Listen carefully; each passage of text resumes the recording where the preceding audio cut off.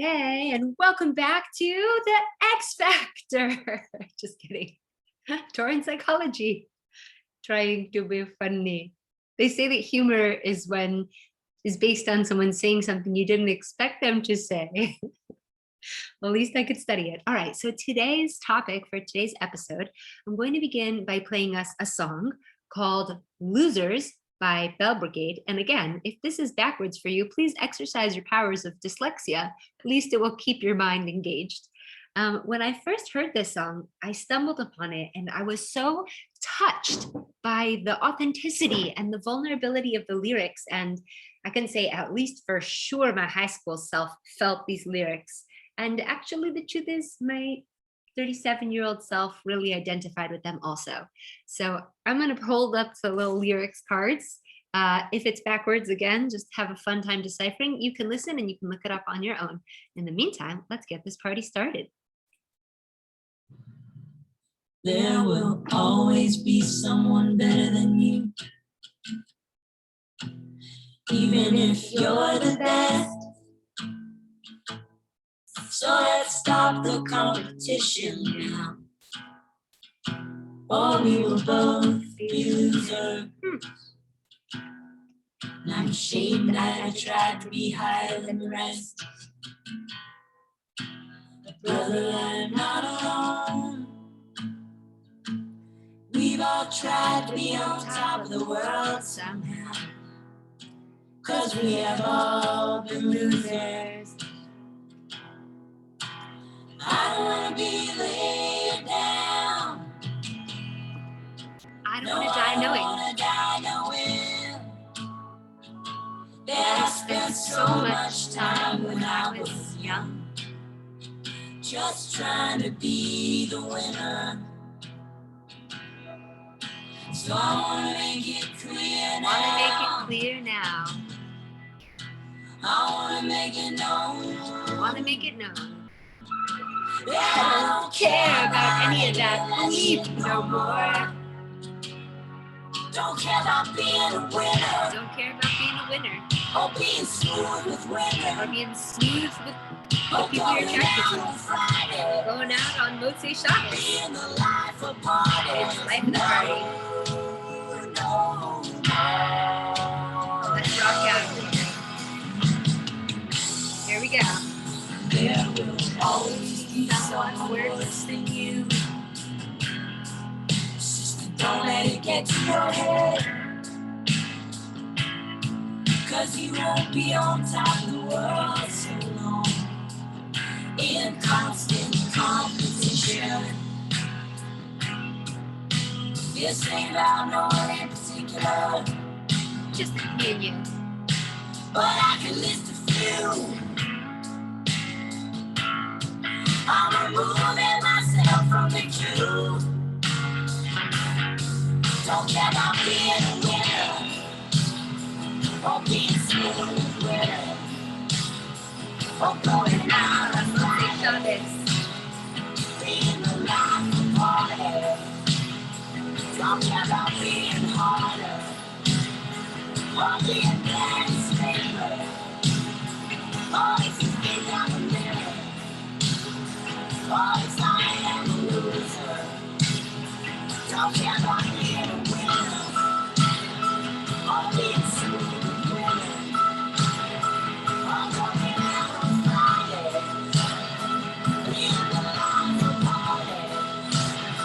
Don't care about being harder, or being daddy's favorite. Being daddy's favorite.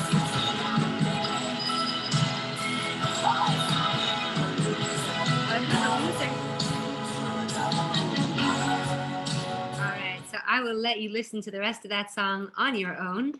But wow, let's just listen to these lyrics again. There will always be someone better than you, even if you're the best. So let's stop the competition or we'll both be losers. I'm ashamed I ever tried to be higher than the rest, but brother, I'm not alone. We've all tried to be on top of the world somehow, 'cause we've all been losers. And then after that, when it says there will always be someone better than you, it does the opposite. There'll always be someone worse than you. Sister, don't let it get to your head, because you won't be on top of the world so long in constant competition. So what do you think we're talking about today? You got it. We're talking about competition, comparison, the voice of comparison, but even more so where that leads and where that becomes problematic in our tradition. Can anyone guess which of the 10 commandments you might be breaking if you were practicing this competitive, comparative spirit? I give you a hint. It's not disrespecting your parents. Yeah, do not covet. Do not covet. Lo tachmod. It's one of the 10 commandments. We're not meant to covet. We're not meant to covet other people's spouses. We're not meant to covet other people's homes. We're not meant to covet what other people have. And yet, shoot, I tell you, jealousy is real. Jealousy is so real, and so many of us experience it. So just for one point of clarification, I'd like to point out that today's episode is not going to be about jealousy in partnership. Like if you're dating somebody and you're like jealous that someone sent them a text message, not that kind of jealousy, although they are intrinsically connected. We're talking today about the psychological experience of jealousy, more of coveting what other people have or how other people live, or if someone is better than you or someone is worse than you, and how to view it from a Torah perspective and what to do when these feelings come up. Yeah, so let's pump this party. I'm really all about exposing topics that we feel are taboo or that we're embarrassed to admit.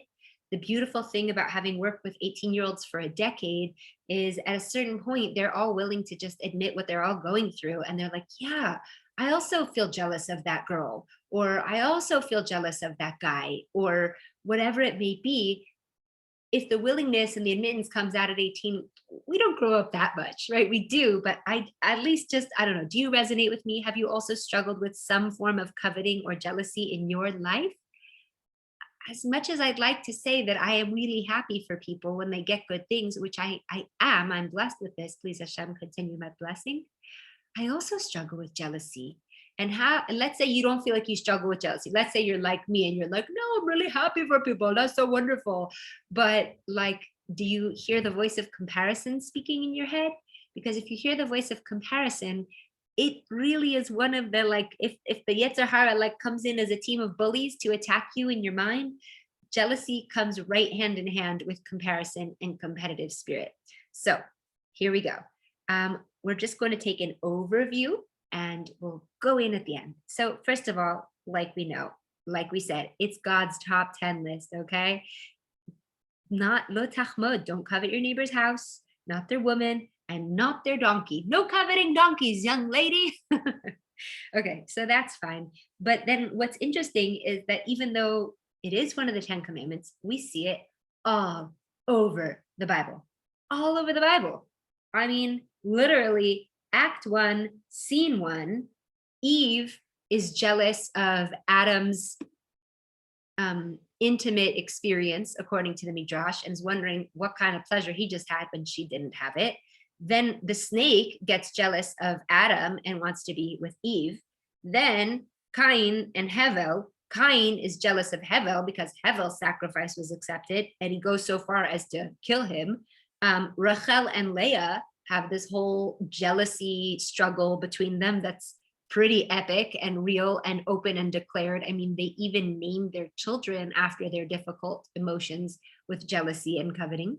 Shaul and David, the brothers and Yosef, and the list goes on and on and on. But we got some problems because jealousy is a little bit the enemy of happiness.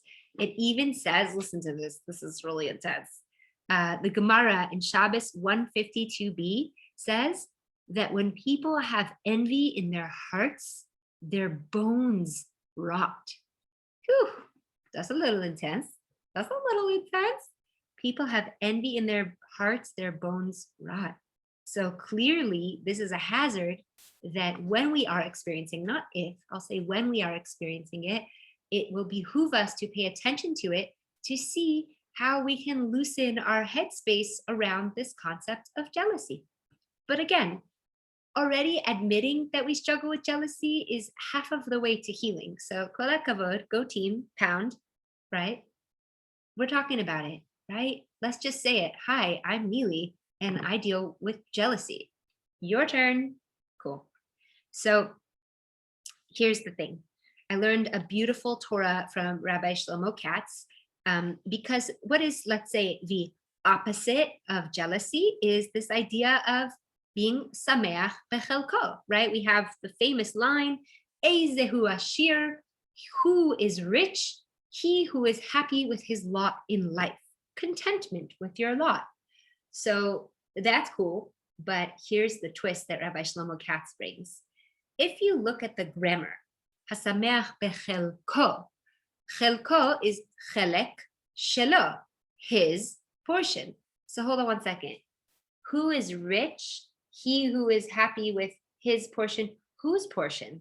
Whose portion are we talking about? Because actually, grammatically, chelko is the chelek of him, of like the other. You could really interpret it that way. So what insight is he bringing here?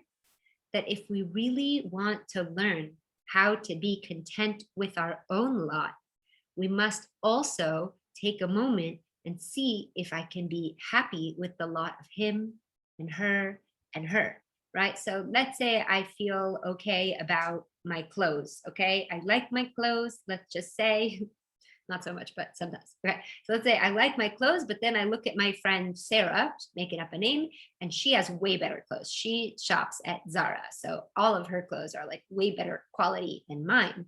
And if I am happy for her that she has way better quality clothes from Zara, then I can say that I am sameach bechelko, gam bechelek sheli, also with my portion, and also with her portion. Because if looking at someone else's portion, if that voice of comparison comes around and I am not happy for them, then it's an indicator truly that I'm not happy for me either. And if I really want to know if I'm content with my lot, I need to take the voice of comparison and say, hold on, buddy. What do you want me to think, voice of comparison? Oh, you want me to think that what everyone else has is better than what I have. Oh, interesting. Yeah, that's not going to work because then I'm not going to be happy for them or me. So I love this twist on hasameach bechelko. If I want to practice being happy with what I have, then I need to tune into this idea of what might be possible, or how might it be possible if I could look at what all of my friends or community members have and be happy for them. What would that take from me? What would I need to change or shift? Do I need to book an appointment with a therapist? Because a lot of people do struggle with feeling happy for other, especially in matters that are particularly painful, like not finding your soulmate or not yet having children. Thank you, Hashem. I don't have this test so much. When I see people having many, many, many children, sometimes they feel embarrassed to tell me, but I say, please tell me. I find great joy in your joy. I want it to be tremendous for you. And if you hark back to our lesson on FOMO, you'll get a taste as to why this is true. That essentially, I'll know that I'm happy if I realize that I am happy that there's so many good things going on for other people. But friends, there is something that we are allowed to feel coveting about, and dissatisfaction and discomfort and upset and jealousy. Does anyone know what it is? Yeah, it's called kinat sofrim. And this essentially means that I feel jealous of holy things, of holy traits, of one's learnedness. So I have one particular girlfriend who is like a young prodigy. This girl is like a sage. She is like at least a decade younger than me. And she just like pumps through the Hebrew text, and she's always presenting Torah, and she's always posting awesome Torah articles, and she's always delivering like epic Dvar Torahs. And I am totally jealous of her, and that is okay and actually wonderful, because being jealous of such a holy thing hopefully will inspire me to get into those Hebrew texts and give over those shirim and continue to learn so I too have what to post. That jealousy is actually a healthy jealousy. So too, a jealousy of certain character traits, right? I have a girlfriend who's like, I love my life. I'm happy with my life. And when I struggle with negativity or gloom and doom or the presence of heaviness, I want to envy her.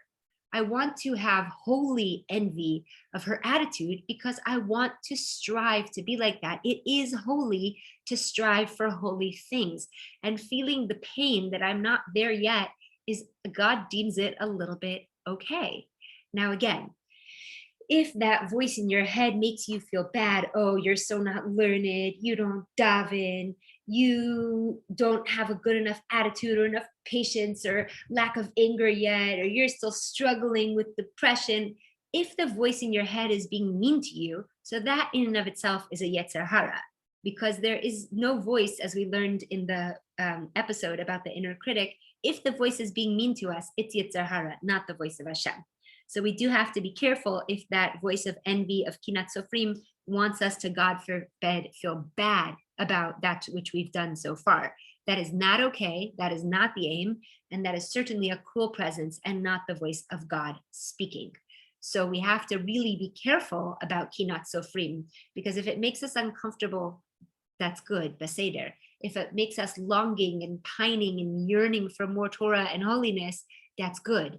If it's making me feel bad about myself by the messages it's telling me in my head, because I'm saying, no, no, no, we got to kick that voice out off the cliff with the goats on Yom Kippur and say, don't speak to me like that, because I am a pure, precious neshama and I am a work in progress and I'm working on it, okay?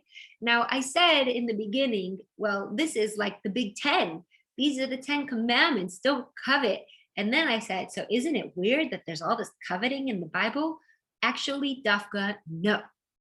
You see, a lot of times people read the Bible and they're like, ew, how could it prohibit us from sleeping with animals? That's gross. Who would ever want to do that? Or, ew, how could it prohibit us from doing incest? Or, weird, how come it says about doing murder or stealing? Well, let's get real. These are things that humans go through and experience, right?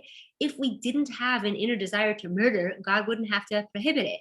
If we didn't have an inner desire to steal, to break Shabbos, to disrespect our parents, to lie, to judge unfavorably, the Torah wouldn't have to tell us about it.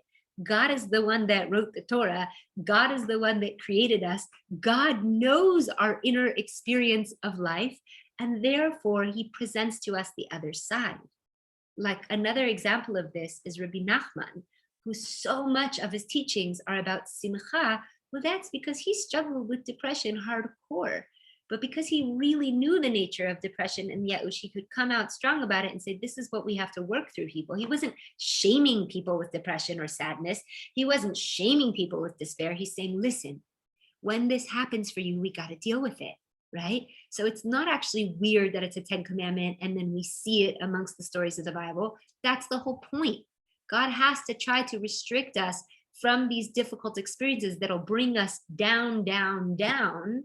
If I go into the rabbit hole of jealousy, there's no end, which is another danger of social media, because that's a lot what we're promoting there for each other is basically, look, be jealous of me. Tachlis. Okay, maybe you post things innocently, but I think that the ego really creeps in there, and there's like a hidden, not so willing to admit desire there. Again, it's not conscious, like, oh, I want to make people jealous, but there's something in there that's not clean. So we do have to be super, super careful about, how we're dealing with what kind of jealousy is acceptable, what kind of comparison and competitiveness, let's say, is acceptable, and what part is not. As with all holy spiritual work, we always are walking a fine line between what is great and holy and what is not. So then I posed this idea, okay, but let's get real. Like, I want to be like that. I'm envious of that. I want that. So what do we do with these feelings? Because in all of healing work, fighting what we feel, fighting what desires or preferences we have will only turn this into a civil war against ourselves. And that's not the goal. We want to work with whatever we're feeling and learn from it about ourselves and how to go forward in life. So, what do we do if we are still experiencing jealousy, which again, I do believe many of us do deal with? And if that's difficult to hear, well, mazel tov, we're getting real. L'chaim, I already made a bracha. Just have a little swig of water. So in my research about jealousy, I a little bit figured out how to deal with it for myself. One time I was sitting in a circle of really awesome advanced women, and one was talking about how she's gonna, how her yoga practice is like off the charts and she's leading retreats all over the world. And one is talking about how she's so well scheduled and she gets to the gym. And one is talking about how she did this energy work course. And one is talking about how she's really tuning into her emotions. And my jealousy is flying off the charts because these are the things like I'm just like baffled at how jealous and miserable I'm feeling. Even though I'm pursuing some of these things myself, but I was just sitting there like, that's great. That's really great, but meantime, I'm a little bit dying inside. So I had to go home and sit with this and meditate on it and pray on it. And here's the system that I came up with. So what I did is I took and I made a list and I listed every single thing that I felt jealous of amongst these particular women and in general. And I looked around the world around me and I contemplated that which I've seen on social media that makes me jealous. And I made a list and I said, Hashem, please, these are the things that I want for myself. Can you help me get close to them? And then I listed everything in there. Like one of them like eats really, really healthfully and only never uses plasticware, or what we call in Israel, chad pa'ami, one-time use plates. And so I wrote down everything that made me jealous. And I decided, oh, Hashem, this is cool. Maybe jealousy is a way to show me what I want, right? A lot of times in life, we feel stuck or unmotivated, or we don't know where to go next. And my advice is, okay, well, what are you jealous of? What are you jealous of? Make your list. Make your list of all the things, of all the people, the personality traits, and then you have a new goals list. Now, the goals list is not refined yet. It needs a refinement, okay? Because again, I've worked with motivational coaches before, and they say that in terms of raising your vibration, you want to look at and focus on how your diet is, how your endorphins are, and if you have momentum. Well, momentum is essentially described as, how's your to-do list? Are you setting goals for yourself and working towards them? Because a lot of times in life, we'll have a low vibe if we're not working towards goals or checking through a to-do list. We actually need momentum. So these jealousies that you once felt, you can turn into a list. Go ahead, just turn it into a list. And then all of a sudden you got your momentum list of what you want to work towards. Now, that's not the best, let's say, advice. Like, don't just take it at that. You need to assess each one, and you can make a timeline of when you want to set your goals or what you want to do when, or put a priority list, but goal setting can be for another episode. Meantime, you have now a momentum list to raise your vibe and something to aspire to, something to work towards. We feel good when we are growing. In fact, I learned from Hannah Rachel Fruman that when we are happiest when we are growing. So when you set a task for yourself, you will inevitably feel happier because we are growing towards something. Okay, so like I said, this list still needs refinement, because one of the sisters that I was feeling jealous of, she was leading retreats all over the world. And at first I was like, drool, I want to lead retreats all over the world. So I put it on my list. And then as I was looking at my list and beginning to pray on my list, which now I've expanded to like an 8-page document, and I pray on pretty much every day, can I Nahara bless me to continue, is that I didn't actually want to lead retreats all over the world. In fact, that sounded awful when I thought of it, and exhausting. And I'm so not interested in leading retreats all over the world. So I had to look at this jealousy and refine it and say, okay, jealousy, thank you for speaking up. Thank you for serving me and letting me know what I'm working towards. But what is it about leading retreats all over the world that seemed wonderful and that appealed to me and that I initially felt jealous about? And what is it that I don't want to do? And so I had to decipher. And I said, wow, I I don't want the exhaustion. I don't want the travel. I don't even really want to be responsible for a group of people for a few days straight. I want more space than that. But what was so appealing in it? Adventure, newness, and really what I noticed is that she was just kicking, pardon my language, ass. She was kicking A in life. And I really want that for myself. I want to kick A. I want to be a bad A, if you know what I'm saying. I want to accomplish my goals and set big dreams. And to me, that was a big dream that she was moving towards. And so what I realized is that was the thing that I wanted for myself. Those big goals, that like motivated energy where I'm achieving awesome things and adventure. I really love adventure and fun. So by taking what I was initially jealous of and writing it on a list, and then looking at that list and praying on the list and meditating on the list and thinking about it and really getting honest with myself, I took this negative force called jealousy and I like processed it, and I was like, oh, I want adventure. And now I pray for Hashem that I should have adventure in my life. And also that again, I kick A in whatever I'm doing. Because to lead retreats all over the world, you have to be kicking some form of A, if you know what I mean.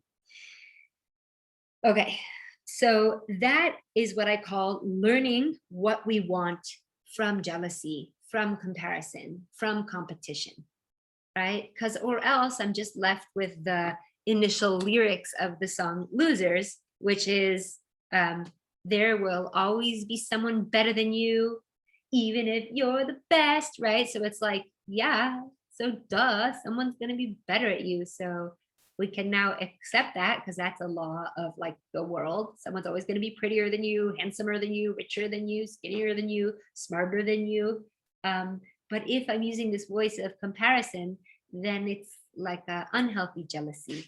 And also there will always be someone worse than you. So like, we got to get humble, right? Even when we are praying for things, or even when we're learning what we want from jealousy, we want to do it with a beautiful humility also. Okay, so now we want to take this and look at the Emunah aspect, because I believe that God's big problem with jealousy, and this is really, really beautiful. I learned this out from Morley Golem in regards to anger, is that the problem with anger is that I am telling, amongst other things, what maybe we'll do another episode on anger. The problem with anger is I'm basically saying, God, you're wrong. You got this wrong. It should have been that way. It should have been this way. And essentially this can be applied to jealousy as well. Because if I'm so upset, or I'm, whatever this space is about the comparison, or if I'm not sameach bechelko, then essentially what I'm communicating to myself is that God got something wrong. I've been unfared against. And this is essentially heretical, frankly. And I practice heresy in this way, not intentionally, but the moment I believe God got it wrong, right? He gave all the prettiness to her. He gave better hair to her. He gave, and that was wrong. I should have got the better hair, right? He gave all the motivation to her. What the heck? I'm jealous. I should have got that. And it's like, no, I shouldn't have. That's really false logic, right? God knows how to give everybody their perfect challenges and blessings in perfect measurement.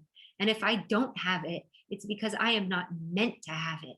And if you hark back to the On How to Have Emunah episode, we learned this out from the man, that I have exactly what I need.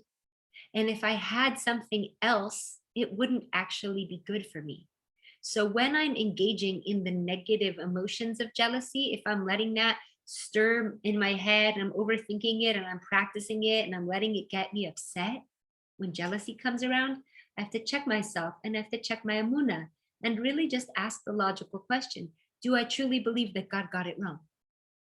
Right? I'm jealous of this person's salary. Okay, so that means I can work towards having more money. But if I still feel bitter about it and I didn't learn enough about what I want, and I'm still holding on to that coveting energy, that coveting energy is essentially another way of saying, God, you got it wrong. That person wasn't supposed to have the money. I was. That person's not supposed to have a beautiful marriage. I was. That person's not supposed to have a lot of kids. I was. And although we're not consciously saying that, I do believe that that is where the deep upset is coming from, is a complete and total not trusting of God and his plan. So one of the voices we can call in, if we hear the voice of jealousy or comparison or competition speaking to us or putting us down, say, whoa, whoa, whoa, whoa, whoa, whoa, whoa, pause. What do you want me to think, jealousy? And it will list you, it will tell you all the things. I really challenge you for this. If you are experiencing jealousy, ask out loud, what do you want from me, jealousy? What do you want me to think? You know, jealousy is external to us. It's not part of us. It's something we struggle with. It's not me. And if that's true, if jealousy isn't me and I can pull it off myself and look at jealousy, but hold up, what do you want from me? What do you want me to think in this circumstance? What would be like your ideal outcome if you had your way with me? And I listen, really, really, and I highly recommend trying this. And then I see what I want to do back to jealousy. And then I can say, hey, voice of Amuna, woo-hoo, get over here, voice of Amuna. What do you want me to feel about this? And I could consult with the voice of Amuna. And it could tell me like, okay, Nili, I know you're, or the voice of Amuna and compassion. And compassion could say, hey, Nili, I see this is really hard for you. And that you're like wanting so many of those things for yourself and you're not there yet. And it might be an arduous, long journey. And God knows exactly what he's doing. And you're a work in progress. And you got this. And your plans are good and you're doing your best. And one step at a time, or I can call on the voice of encouragement and it can tell me, if you want this, you can work towards it too. You can. You really can. So using other voices like emunah or understanding or empathy or encouragement, and again, I always recommend out loud, can really help us in the moment where we are experiencing pain or unpleasantness around the experience of jealousy. Okay, so let's just do a 4-part how to work this reality check when we experience jealousy. Okay, so first, identify the emotion. What's coming up for me? I ask myself, what's coming up for me? I actually learned this from Rav Yom Tov Glazer in his seminar, The Possible You. What's coming up for me? What am I feeling? What am I experiencing? And just being really honest with myself. And if we can expose this to a friend, it's even better. Because as I learned from Hannah Rachel Fruman, problems feed, they eat, they grow, they get bigger from seriousness and secrecy. So if I'm dealing with jealousy, but I'm keeping it a secret, it will probably feel bigger. If it's very serious, it will probably feel bigger. Whereas if I could just call a good friend and say, hey, listen, can I talk with you about something? I'm struggling with jealousy. That can already like blow the wind and the air out of the big emotional experience. So what's coming up for me? And I want to ask inside or call a friend. And then make a plan. I don't need to stay in victim mode or self-pity, right? If I want to adventure, what do I do about it? One of the things that I try to commit to for myself is a weekly adventure, even just something little in the neighborhood that I haven't gone and seen or experienced yet, even a new restaurant, just some form of adventure, because I don't want to set the goal and not move on it. I don't want to feel the discomfort of the emotion, go inside, realize I'm wanting adventure, and then say, oh, that's it. Like, I want to take care of myself. I want to do whatever the tikkun or the fixing is for this feeling of jealousy, because it's not for nothing. God does not send us our emotional experiences for nothing. They are here as part of our process in understanding our soul, in refining ourselves, in growth. We don't experience unpleasantness for nothing, right? When a mother is giving birth, she experiences contraction, but it's not for nothing. It's so that she could have expansion. So jealousy is like a contraction so that we could have expansion, so we could give birth to a new part of ourselves or something we're hoping for, wishing for. Then step 4 is surrendering. Could be mourning or grieving. You might need to feel some sadness for yourself at the difficulty of not having this thing yet, or maybe never having this thing, right? If I'm envious of a girl with really thick hair, but mine is really thin, let's say, I might never have the thick hair, and I might be able to make a plan. I don't know, get some Rogaine, get a sheitel, wear a great hair covering, but I might never have that thing. And if that's true, then the kindest thing I could do to myself is to stop and have a little grieving, a little mourning, maybe a cry, Maybe curl up in a fetal position by the grave of your favorite leader. I don't know. That was recommended to me one time. It's really awesome, actually. But to grieve and to mourn, because again, we're not having jealousy just so we could shut it up and stifle it. Like God put this in the 10 Commandments for a reason, because we will experience it. And then what do we do with it? We don't make civil war with ourselves, right? We see the feeling, we go to ourselves, we grieve or we mourn or we make a plan. And finally, we bless ourselves and the person that we're experiencing jealousy of. So let's say with my friend who gives awesome Dvar Torahs, I really bless her to continue to be so strong in Torah, and me also. Because again, the source of the jealousy is always connected to me. So I want to bless myself and them. And what this does is this reinforces the idea that we were talking about of Ezehu Ashira Sameach Bechelko Chelek Shalo or Shala, that when I offer that final blessing after I have grieved and mourned, after I have already identified the emotion, after I've asked myself what's coming up for me, after I've analyzed if this jealousy is about something I want or what it is in it that I want, giving that blessing is like the final seal of like, okay, I will do the emotional process work around the experience of jealousy. Yeah, so that is what I wanted to offer you today. Of course, as with all of these topics, we are just entering into the tip of the iceberg. But the reason I like to bring up these topics is because I do believe they're real in our lives. And so many of these topics are like taboo. So you can't talk about feeling jealous or you have to feel shame. And it's like, no, like God acknowledged it. We can too. And we can continue to make this beautiful combination between Torah learning and our psychology and our process in life for reduction of shame and greater honesty with self, and hopefully awesome, beautiful things in the future that maybe we discover through an initially painful experience of jealousy. So thank you for watching this episode of Torah and Psychology, and looking forward to learning with you again soon. Peace in, homies. Who knew that was going to be my sign out? I just keep saying it at the end of every class. Who knew? Peace.